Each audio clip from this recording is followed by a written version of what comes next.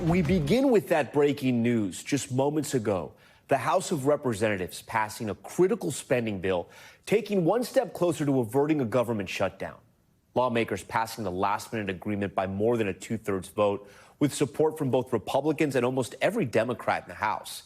It now heads to the Senate, which needs to approve the bill as well before President Biden can sign it into law.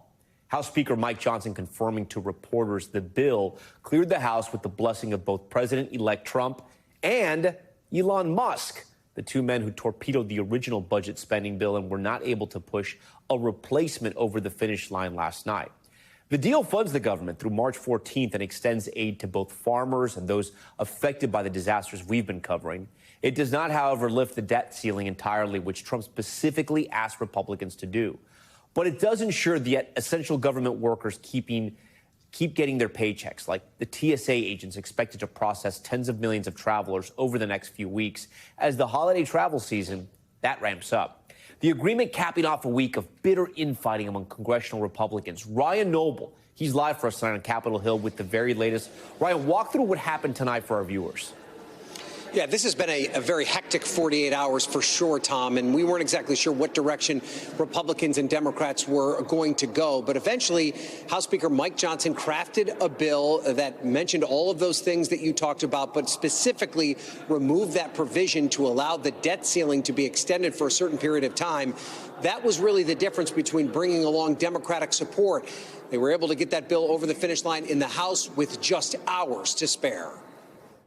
Tonight, House Republicans scrambling in a last-minute effort to prevent a partial federal government shutdown, voting on their third attempt to come up with a spending deal before a midnight deadline. The plan passing tonight. We are really grateful that tonight, in bipartisan fashion, with overwhelming majority of votes, we passed the American Relief Act of 2025. The Republican Plan C strips much of what was in the original massive spending deal, a bipartisan plan blown up by last-minute opposition from President-elect Trump and billionaire Elon Musk. The new deal has three parts. It extends government funding through March, provides $100 billion in new disaster aid, and gives $10 billion in funding for farmers.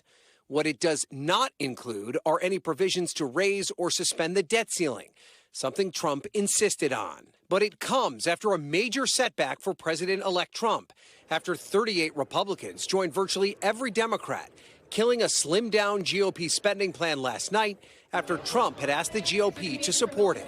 Still, Republicans touting this new proposal despite the chaos. We have a clean CR, we have the farm aid, and we have the disaster relief. Then that shows our unity, our ability to effectively legislate. Meanwhile, NBC's Gabe Gutierrez pressing the White House. Shouldn't Americans hear from the President of the United States just hours from a shutdown? What Americans need to know is that you have Republicans in Congress, in the House, who got in a way, who stopped a bipartisan agreement. All of it also highlighting the growing role of billionaire Elon Musk, who will lead Trump's effort to slash wasteful government spending. Musk slammed the original sprawling 1,500-page spending bill, which was filled full of items unrelated to the funding of government, including allowing for a pay raise for members of Congress. Though Musk did repost a false claim, the bill included $3 billion for a new NFL stadium in Washington. In a phone call Thursday, Trump told NBC News Musk's actions came with his blessing. I told him that if he agrees with me, he could put out a statement, Trump said. He's looking at things from a cost standpoint. But Democrats slamming Musk's role. How worried are you about the influence that Elon Musk has? I think it's pretty clear that right now Elon Musk is the de facto leader of the House Republicans. I mean, I've literally never seen anything like it. Okay, Ryan joins us again from Capitol Hill. Ryan, walk our viewers through what's next. This bill now goes to the Senate. Yeah, that's exactly right, Tom. It requires 60 votes in order to pass the Senate, and that means both Republicans and Democrats will have to support it in the Senate as well. But we're already seeing positive feedback from lawmakers, including the Senate Majority Leader Chuck Schumer, who said that he expects this bill to pass despite the fact that Democrats did lose out on many of the things that they were hoping would be in this bill in that initial bipartisan deal that Elon Musk and Donald Trump torpedoed. Tom. So, Ryan, take a step back, and it may be a little too early for this question, but what did we learn? What did you learn from covering Capitol Hill about the new administration and the effort led by Elon Musk to tackle government efficiency? Well, I think we learned, Tom, that this could foreshadow the way this process could work from a legislative perspective once the new administration takes office. And one of the things I think many of us on Capitol Hill are going to be doing is that every time a new piece of legislation comes out, we're going to be heading to X, the platform owned by Elon Musk, to see what his reaction is to this legislation, because it's clear that House Republicans in particular are listening to him. And it also gives us an indication into just how much authority this new Department of Government Efficiency that Elon Musk is running with Vivek Ramaswamy.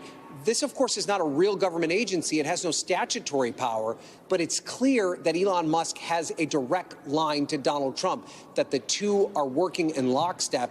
So the recommendations from this DOGE committee, as it's called, could play a very big role in how spending decisions are made in this upcoming administration. Okay, Ryan Nobles from Capitol Hill for us. Ryan, we thank you for that.